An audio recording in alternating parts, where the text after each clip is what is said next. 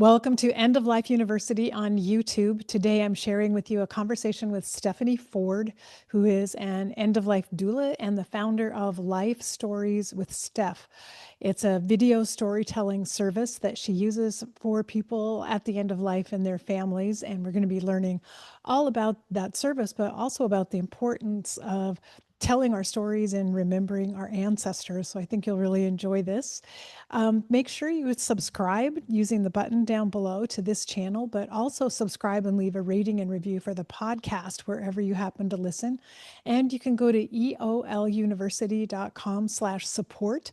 There you'll find 3 different ways you can make a contribution that will help keep this channel and the podcast on the air. And thanks in advance if you choose to do that. We'll move on now with my conversation with Stephanie Ford. Bye-bye.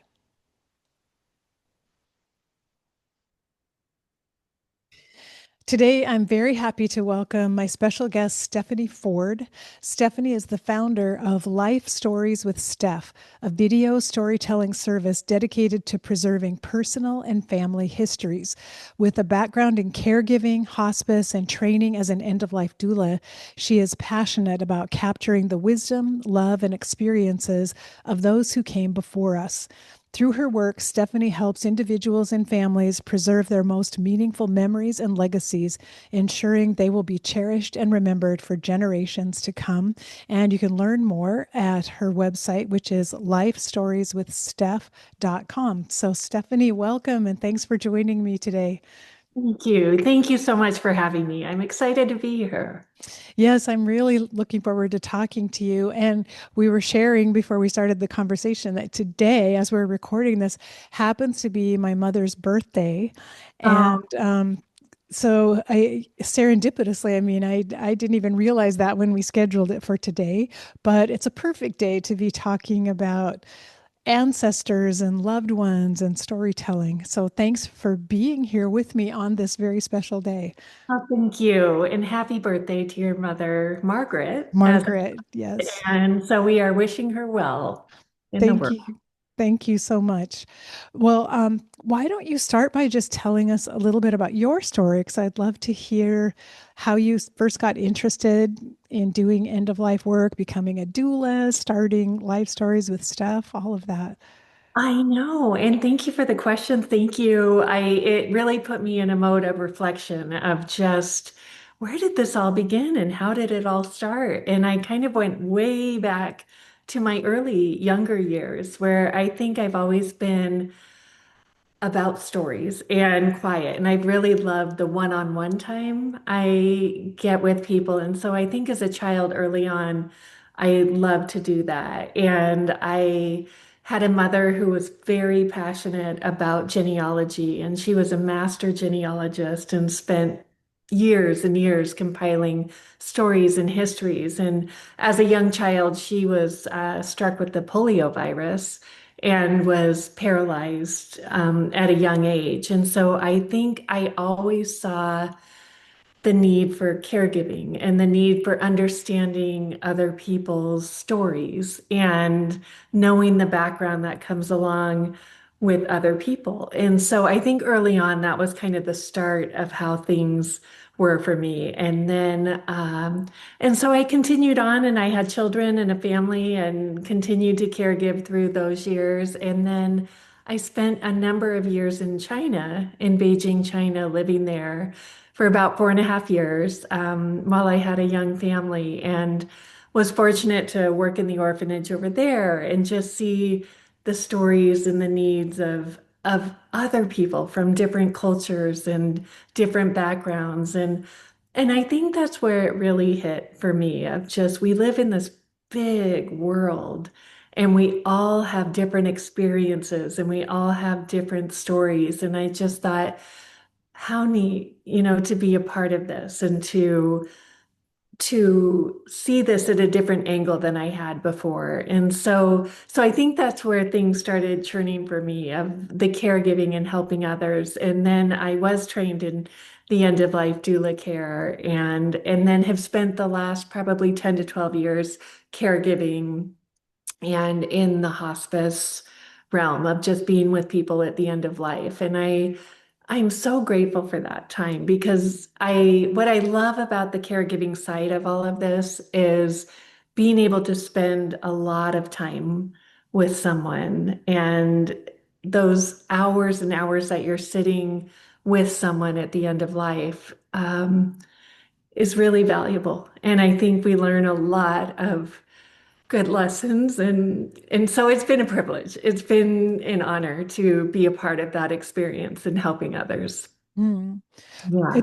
it's really wonderful to hear your story and to realize, like, for so many of us, like, I think we get called to this sort of work at a young age, and we have these experiences that are not necessarily common, but that kind of shape us and guide us toward where we end up some point along the way. And it is kind of fun to look back and trace all of those threads as they've woven through life. And that's the beautiful thing is because you don't realize when you're going through it, like, oh, this is leading me to this grand thing. It's day to day life. And I think that's been the beauty of what I've experienced of just this is day to day life for people. But that is your story. That is what you're building. And though sometimes we may think, oh, this is so mundane, this is so everyday, it is building your experience, your life story. And so all those years, all those, as a young mom and raising children and all that time, you're doing it. And that's the beautiful thing. And then you kind of hit a point in life where you think, what does this all mean? What am I going to do with this? What have I learned? And so taking these experiences and then kind of building on them and and just learning from others. I feel like that's been the biggest gift for me in the career path I have chosen of Mm. just learning from others.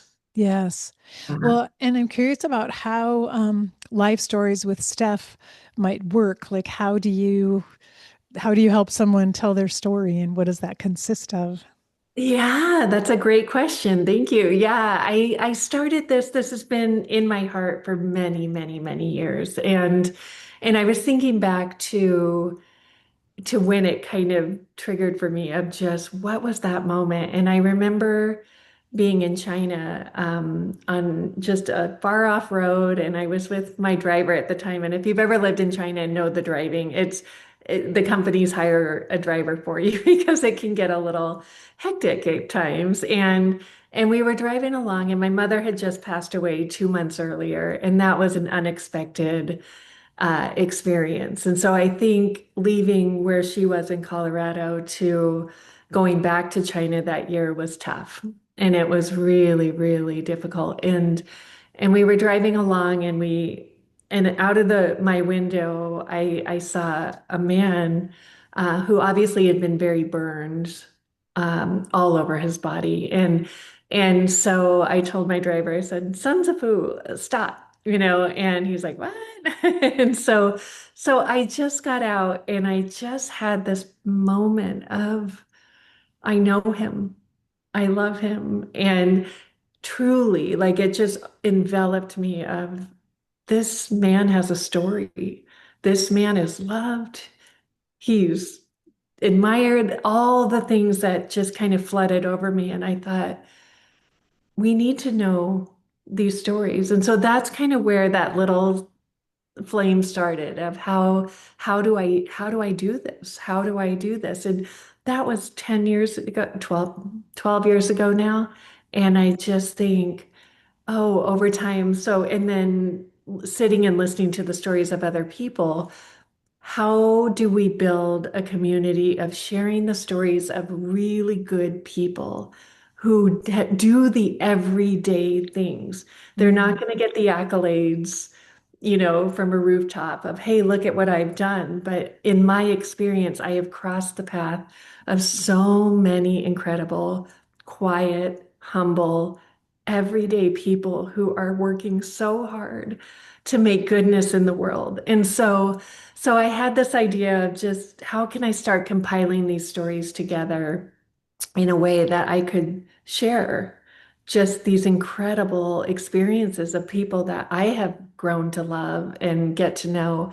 So I started my website just quietly, probably a number of years ago, and I did it behind the scenes. Only I had access to it, and I would write stories of the people I was working for, the people I was caring for, and then got into genealogy and the stories of my ancestors and all the things. And so I built this site in the hopes of maybe helping other people gather their story. And from my experience in caregiving, and I'm sure maybe you have experienced this same thing of just people are hesitant. Like it's hard to start. Where do I start? How do I even begin this? And I recognize that I was very fortunate to have, like I said, my mother who taught me early on of this is kind of how you do it. And this is how she compiled all of her histories. And I have volumes of books that Mm, she put together that sit on my shelf. I have them around me right now and I study them and I read them and I thought, "Oh, what a gift she left us. What a gift my ancestors left me by recording their story." And I think life has a way of kind of waking you up at some point and you go through tough things and you go through challenges and the words of these people whom I have turned to and just said, what did they know in the 1800s? What did my mom know when she was raising her family in the 70s and 80s? And just kind of realizing how important it is to keep that thread going and to share these stories with the next generation. So that's why I created my website in the mm, hopes of maybe helping people, even if you just want me to hold your hand through the process and say, let's talk about the stories. I would love to learn and listen and help anyone on any direction. I do video work, and so that's kind of my way of helping someone compile things in a short amount of time. But I recognize there's so many beautiful ways to remember people. And so I think the key is just starting mm, the conversations, starting to write it down, starting to gather those photos and ask questions and mm. just start there. That's really beautiful. And I loved what you said about kind of the everyday people and the people just living their lives because I remember in hospice work a number of people said I've never done anything big. I never done anything world changing. Like who would care to hear about my story? Yeah. But it's like, but tell us about how you made homemade soup. Like tell us about folding the laundry, hanging the laundry outside and folding it. Tell us about just your day-to-day life because it's those stories of persevering and of meeting life's challenges day after day. Those are the ones that actually give us hope and give us courage to go forward. You nailed it. I feel like that is exactly what I experienced. I remember working on a story for a 98-year-old woman and I went into her little assisted care apartment and she said, "Well, I'm sorry to tell you I'm just not very interesting." And I just said, "You know what? I think I'm going to prove you wrong here." And sure enough, I sat with her for hours and compiled her photos and compiled her memories. I know, and it will make me teary. But she had a story that was so beautiful. And when you piece it together in a way, and I just thought, oh my gosh, how did you do the things you did? How did you experience and get through these heartaches? She had a number of hard things in her life. And she just said, well, I just did it. And I thought, I'm not sure I could have, and I'm Mhm. looking at these people who are so strong and so resilient and so humble. I just Mhm. thought, wow, if the world knew, just those stories behind the scenes that we don't get access to. And that's what I would love to be able to build. Mm. It's just so beautiful. And I think these days we're always hearing stories about celebrities and reality TV stars and what they're doing and how their lives are going.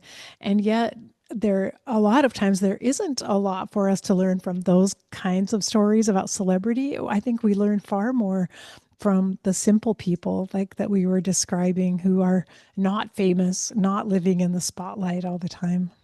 I am with you. I know. And I feel even with your mother, I'm sure she has some beautiful stories that you hold in your heart of just her experience on earth. And I have seen in my own family of my great grandmothers, that I have those stories for my daughters.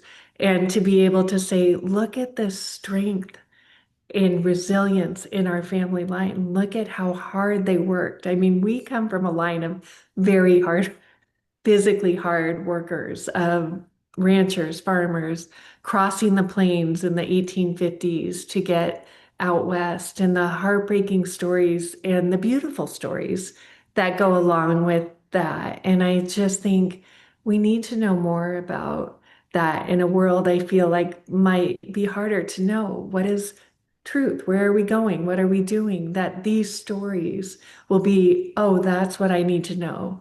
I need to hang in there. I need to keep walking. And I think of my great grandmother, Sarah, who crossed the plains, who walked 1,600 miles from Ohio Wow. to Utah. And it is a story that I think this can't even be real. And I just think, thank you. And so there are days where I face that are so challenging and tough, and I'm sad. And I think, keep walking, just like Sarah. Keep Mm. walking one step in front of the other. Keep going. And I think her story is so much a part of my heart every day. And she probably didn't think, writing it on a note card saying, I walked across the plains, I did this, that somewhere down the line, her great granddaughter would be, just in awe of the things she did. And now you not only have her story, but I mean, you're carrying her DNA. I mean, she is such a part of you, and how inspiring that is every day to recall that story. I love that you said that because we literally carry their DNA in us. And so they continue living on through the generations. And how can we continue to honor their legacy and then continue ours? And then for the next generations to come, that we carry this line in us. And I think, what do we want to leave the world? What legacy, what message, what do you want to say? And I think in my work, that's one of the things I love to do is ask those meaningful questions of what do you want the world to know? Because I recognize in my history of life, it's very factual. It's very, in 1852, we got on the ship, we came across the ocean, we did this. And so I'm kind of having to read between the lines of like, okay, what was that like? And now I realize, oh, it's so important to gather the other information of what did you learn? What were your heartaches? How did you grow? How did you change? Um, who meant something to you? Who did you admire and why? Those kind of questions that I think will help other people see their own story in them. Mm. Oh, and that's what makes you such a good guide for people to tell their stories, because you're right, some people may not think to include those kind of details, and it's when you ask the right questions that you open up an entire field of stories that you may never have heard otherwise. And that's the neat thing of just being able to talk with family members of these people and just say, just talk, just grab a photo album. I think in my years of caregiving, that was one thing I would always do is grab a photo album and just say, can you tell me about this photo way back when? And once you get people talking, they love to share their story. And I know it's not easy sometimes because I have a friend and she's like, I would never just talk to my mom about like, hello, mother, let's talk about your childhood. Mhm. And I just said, well, just grab one photo and say, what's this about? And who's in it? And who were they to you? And she did. And then they have had these beautiful conversations of her childhood and the things she did. And I just think and then I just think my job's done. Like, that's what makes me so happy is when people start the conversations and just get that little bit of information because we do. We think we have all the time in the world. And I think you and I have both seen that's not always the case. Yes, and how many of us have regrets that we didn't there were stories we never got to hear. Yeah. And even, some of my mom's stories, I may have heard them, but it was long ago, so I don't recall it very well. And the wishing, like if only it had been recorded, if only I had this saved somehow so that I could hear it again, that would really change everything. And thank you for bringing that up. One of the stories I worked on was my grandmother telling a story from 1982 is when it was recorded. And it was on those old reel to reel tapes, and she just had a microphone. And I somehow happened upon it just a year ago. And I thought to hear her voice, and she's been gone for 35 years now, to hear her voice just immediately brought me to tears of, oh, Grandma, I had forgotten. And so I had taken her little story, which was so cute. She was a master storyteller too. And I put it to visuals with some photos and just her experience. And I thought, oh, this is so neat to have an audio recording of someone's voice because I had no idea how much that would impact me the second I heard it and thought, oh my gosh, I have not heard her voice in so long. And it just took me back to that time. And you're right. So I think recording, even if it feels a little uncomfortable or awkward, which I understand completely, but at the same time, you won't regret somewhere down the line having this video or audio of your loved ones. So, Mm. So true. And I just love your idea for a conversation starter of using the photo album or taking one photograph. I can already picture that with my mom. I could have shown her. And I mean, she could just take off on one picture and talk for hours, probably telling me stories. do you So, have any stories in your mind that she would share with you or? well, I have a story. It's a story that I really cherish of her because uh, both of my parents were like this. They had a real connection to community and felt a real responsibility for looking after neighbors. And I think it came from growing up in the Depression when, I mean, their families were poor, but there were neighbors around them that had even less than they did. And this kind of coming together where you take care of everyone and you look after people. So my whole life, my mom always took me with her. We had this whole group of people that we would go visit who were people who kind of needed a little extra help in life. And I thought that was normal. I thought everyone did that when I was a child. Like, oh, we're going to go make our rounds. We're going to go drive and see these people. But there was one older gentleman named Boris who was from Russia. And looking back, I thought, I never actually knew why was he living in our small community all by himself. He had no family and no one else.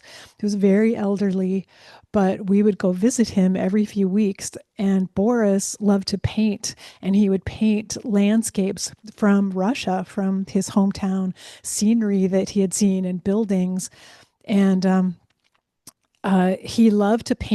he would paint on eggs. He loved to paint on physical objects. So my mom started collecting. She saved all of her old Avon lotion and perfume bottles and all kinds of things. She saved everything she possibly could.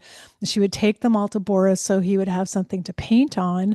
And we would go visit and he would show us all of his jars and bottles and all kinds of things. They were all things that would have been thrown away, but they became beautiful because he painted on them. And then my mom turned around and she bought them from him so that he would have a source of income. And he had the pride of that he produced something, he created something with his own hands. And my mom would buy them and give them away as gifts. And I think like every relative, every friend she ever had, everyone had a whole collection of Boris's paintings on Boris's art because she bought so many of them from him. But what joy that brought in his life. He got to use his talent. It gave him just enough money that it probably made it possible for him to keep surviving.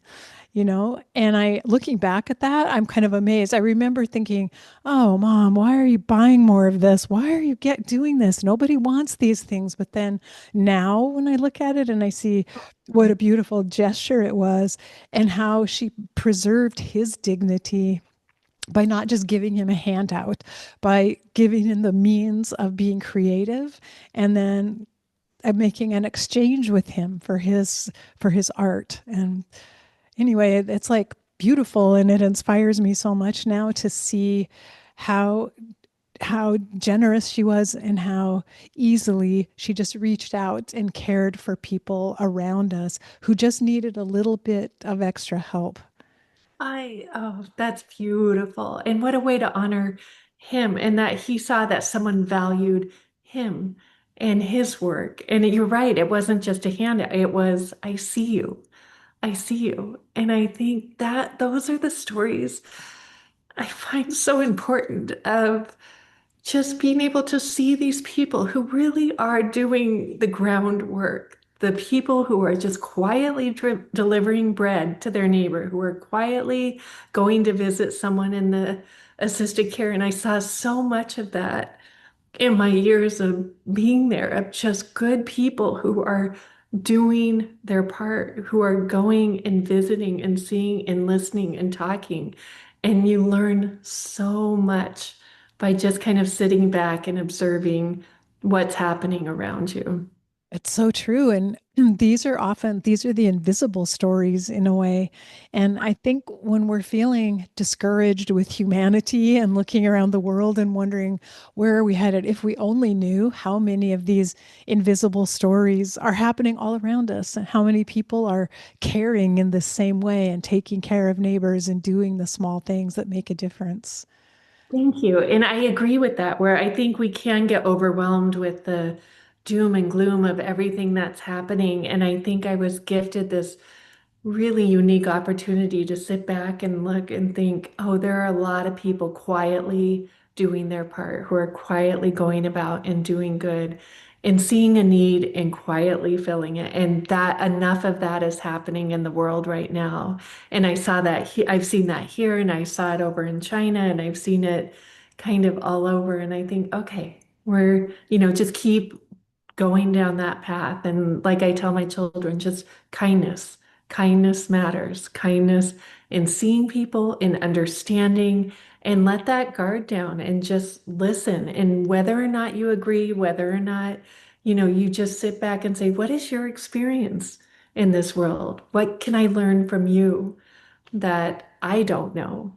And I have been gifted that opportunity so many times of sitting with my dear patients, my dear friends who have become the biggest part of my heart because at a time where I really needed learning, it was just like, okay, here's what I know. Here's what I know.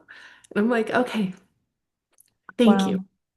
Wow. Don't you think this is how humanity has survived all these eons? You know, it's through these small ways of sharing with each other. And one thing I'm hearing, I mean, as a good reminder for me too, is that we have to slow down a little bit in order to take the time to listen to people. Because I also think life feels so fast sometimes. We're just rushing to try to keep up with everything. But we need to remember every day to stop and slow down a little bit, or else we're going to miss all the small things that are happening around us. Absolutely. And even if it's just a smile on a walk or just something, that contributes to the better whole of making this a beautiful place. And so yeah, and I get it. I think it takes time, and it's not just a quick, okay, tell me quickly about yourself. I think it really is sitting and being in the presence of someone and saying, okay, let's talk, and being open to both sides of just understanding and allowing that grace for each other. Hmm. Yeah. Yes. Wow. It's so powerful. Well, I hate to change the mood. Hopefully, we'll come back to this place because I just want to ask you too about doing genealogy because I'm so very interested in that. I've had a few things. We received a few things from one of my mom's distant cousins and my dad's also, who had done a little bit of research, and it was so fascinating. And I want to explore more of that, and I have no idea how. So I thought maybe you could just tell us a little bit about that.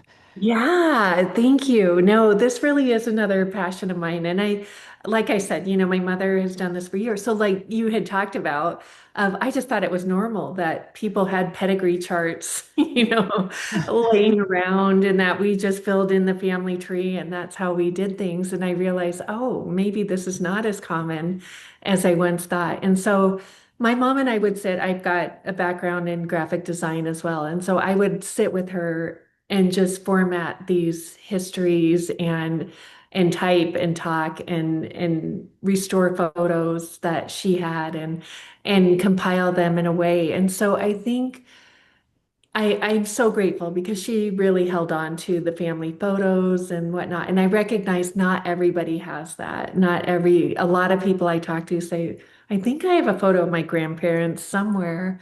And I'm like, perfect. Start there. Don't get overwhelmed with, well, I need to go back generations and generations. And you can. And there's some incredible sites that you can go to and research your family line. And sometimes there's a lot there and sometimes not so much. But it takes time and really kind of researching into the stories and so I've been doing that for many, many, many years.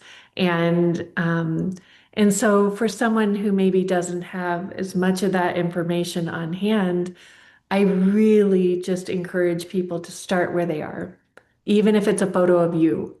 And now things will go forward from here with your story and your experience.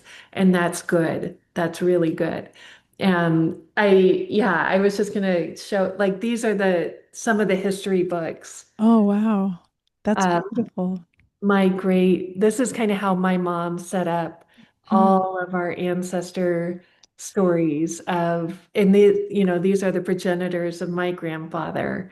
And so to have these stories, and I have 20 of these, you That's know, amazing. my Wow. own mother's history, and she's been gone, like I said, for a while. And so the fact that she took the time to write out her story is so valuable to me. Now that she's gone, there are times I'll just like pull this out and say, "Oh, wow. What did you think about this?" Or what did you Wow. Yes, and yeah, and I even have my own fathers here. I've got them, and I'm just so grateful that people took the time to put it into words. And you're right. I think so many of us think I have nothing to say. I don't really know. But I think even just having the factual things is good. Like just give people a starting point of I was born here. These were my parents. And that starts the family tree. That starts, oh, this is where it all comes down the line. And so I think for people who feel overwhelmed and just, where do I even begin? How do I even start this? Start with you and just start writing little things. And it doesn't have to be this formal, beautiful handwritten piece of work, which I'm grateful I have, but it could be a scrapbook. It could be, just writing on note cards. It could be a little memory jar of here's some memories I have and that people can turn to after you're gone. And I think there is something so important to leaving your story behind. And I have seen that. And I think that really was the motivation in the many years that I have spent with people at the end of life of the world needs to know who you are. And I'm so passionate about that because I just realized that we continue on. And it's said that, we're forgotten within 2 generations if we do not hold on to our story. Like people forget Hmm. your life matters. It really matters. And so I think just take a little bit of time. Even I just did a little post on my great great grandmother who wrote a 3-page handwritten, this is what I did. This is, and even with that, I just think, oh, thank you. Thank you for holding on to that memory of, so we can know a little bit of your life experience. Oh, yes. How powerful. And Yeah. I think that's great advice. Just start where we are with what we have and what we know. And And there may be more information available we'll discover as we keep going and keep looking. And it is fun, and it is fun. And I think the biggest hurdle is starting. And I have seen that in my caregiving days because I'm always the one like, hey, we should pull together your life history. We should pull together some stories. Oh, I have nothing to say. I don't know. And so just slowly I would gather these little tidbits of their life. And I think, oh, this is how it begins. And I think just even recording the smallest little things is so valuable. Even that 3-page document from 1857 or whatever it was, to now, I think thank you for just doing that. So I can have a better understanding of everything you went through. And so I think that's it, of just truly starting where you are. And then as far as your ancestors and family lines, if you can, like just start Googling, start researching, get on ancestry.com or family search, or there's a wealth of information in those sites as well. And I Mm. think you can kind of track, and there are really wonderful people who can help you do that kind of work in this field. And I think it is worth holding on to because I look at these things and I just think this is valuable.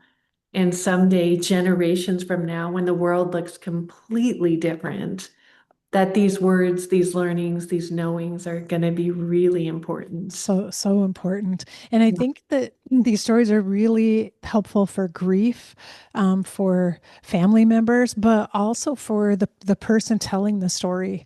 I think for some of their own healing. And I remember a young mother we took care of in hospice who had colon cancer.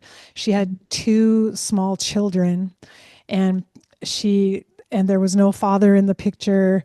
She'd been adopted, and she felt like, well, I don't have a history. I don't have a story. I was adopted, and I've always been a bad person. I've done a lot of bad things. I got in trouble, and now I have cancer, and I don't have a story to tell.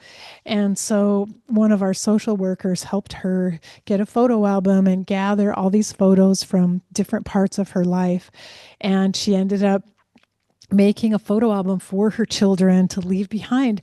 And she suddenly discovered, oh, wait, I did this. I forgot. I went on this trip and we had this amazing time and I found this. And this is where I started loving spaghetti because we did this. She had all these stories when she thought she had nothing. She thought her life had been bleak and had nothing. And when she just sat for a little while and tried to put it together, especially with the idea, I want my kids to know something. I want them to know who their mom was as they get older when they look back. And it was so beautiful. And it brought her so much peace, but also a real sense that her life had meaning and value. And she was leaving a legacy for her children to feel proud of her and to carry her stories. Oh, that is beautiful. That is beautiful. And I think that is so telling in the sense of you're right. None of us think we have this profound big story to tell. But even with what she was able to do, who knows? Her kids may go on and research more and find out where did mom come from and then do the work down the line. And when you leave that little piece of history, you open the door for that to happen. And I think everybody I've come across has a beautiful story to share. And I think when we start viewing the world in that light of what do you know that I don't? And really kind of letting our guard down. I think, as a young child, I was raised in a very devout, this is how it is, and you do not deviate, and this is what we do. And so for many, many years, lived in a world of I am right and everybody else is wrong. And I think my journey has taken me to a place of, wait a second. Maybe there are things I don't know. Maybe there are things out there that I need to think about and learn and grow from. And my world has opened tenfold Hmm. as experiences that other people have had that I didn't know anything about. And I just think people I've met from all walks of life who maybe once upon a time I would have been like, well, that's different. I'm uncomfortable. I think when we open ourselves up to saying, what do you know? And what can I learn? that it's just, there's nothing but love. You realize when you listen to people's stories, when you hear what they've gone through, when you hear their background, there's just like, wow, I had no idea. And so to be able to piece together all those learnings I've had from other people has been Mm. the biggest gift of my life because I realize, oh, I have a lot to learn. Oh, it's really so beautiful. And honestly, those of us who work in this arena with patients at the end of life, we are so fortunate because we have a rare opportunity to be with people. We can slow down with them and sit with them, but at a time when they are inclined perhaps to tell some of their stories, if we ask the right questions, like to think that's built into the work we do, it's part of our jobs. How fortunate are we to get to hear those stories day after day?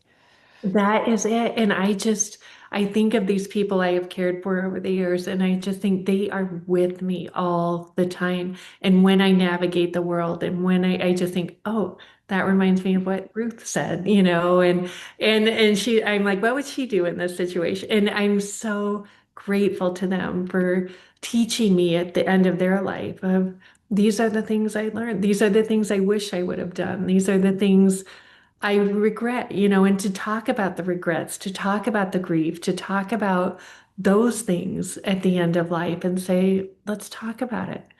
And it's okay.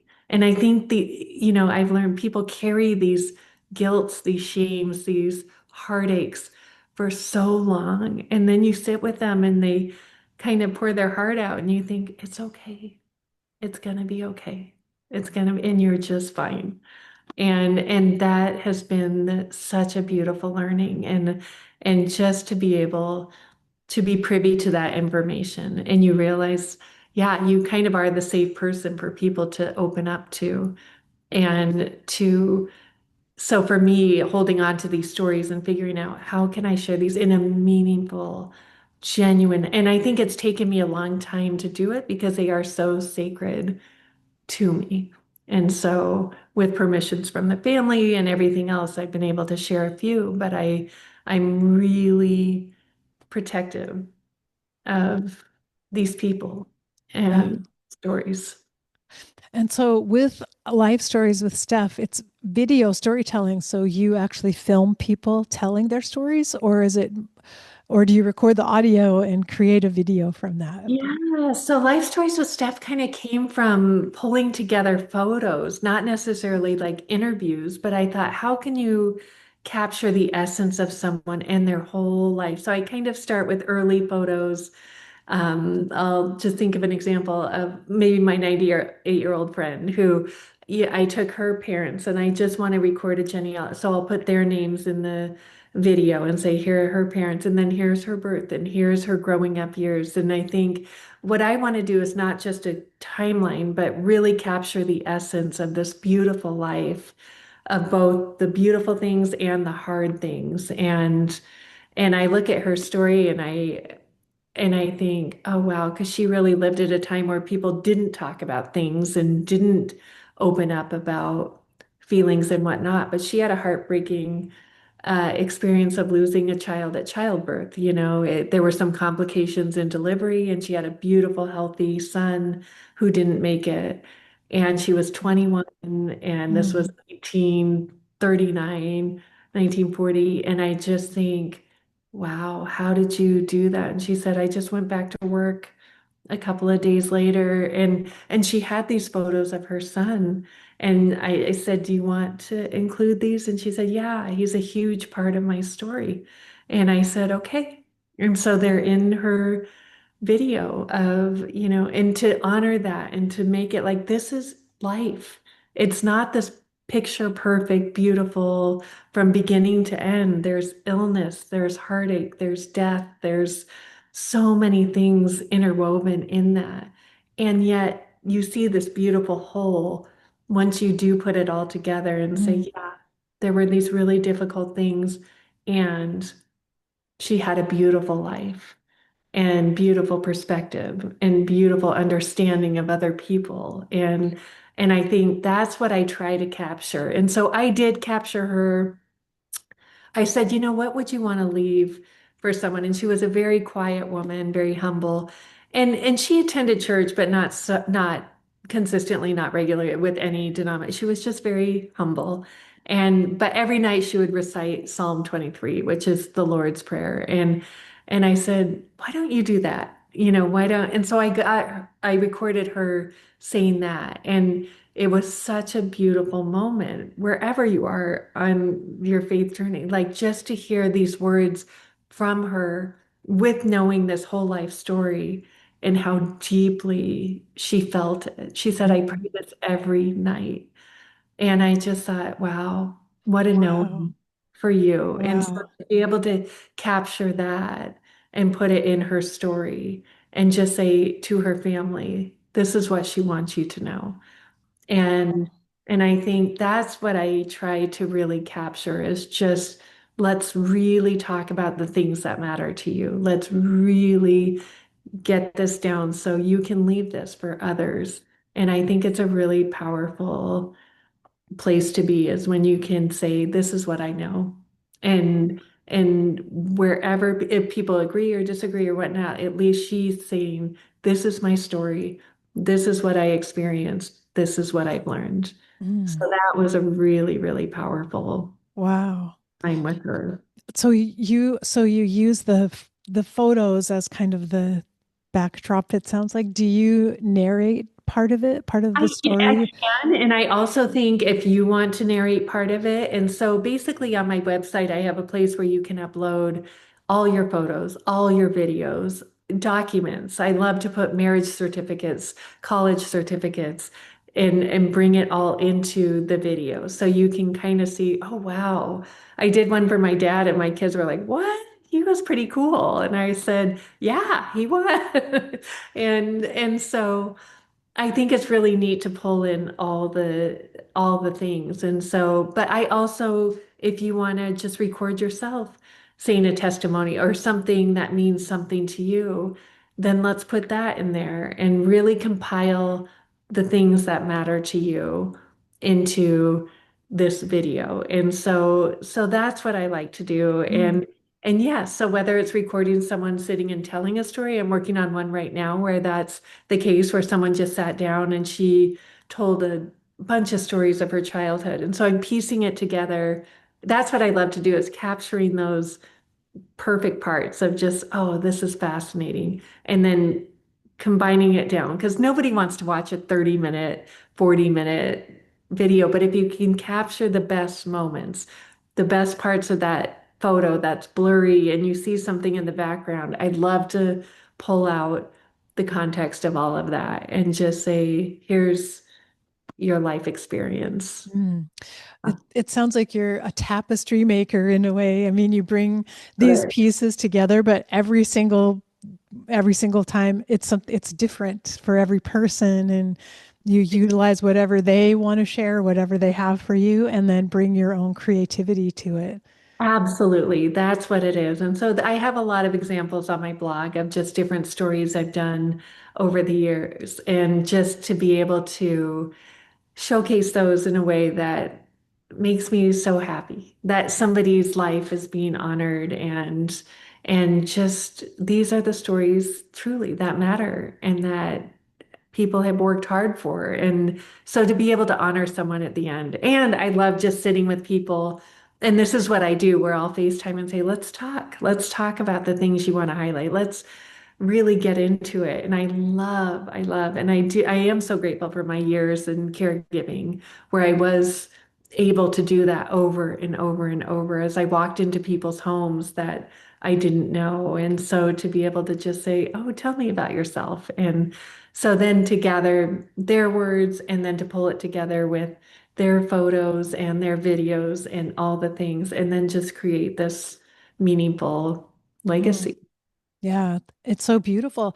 I think that would be a really wonderful gift for an older person in our lives who maybe even longs to tell their story, but they don't know how to do it or how to share anything, which actually my mom did before she died. She really wished that she had a way of just telling more stories because I think there were stories in her that she hadn't talked about yet.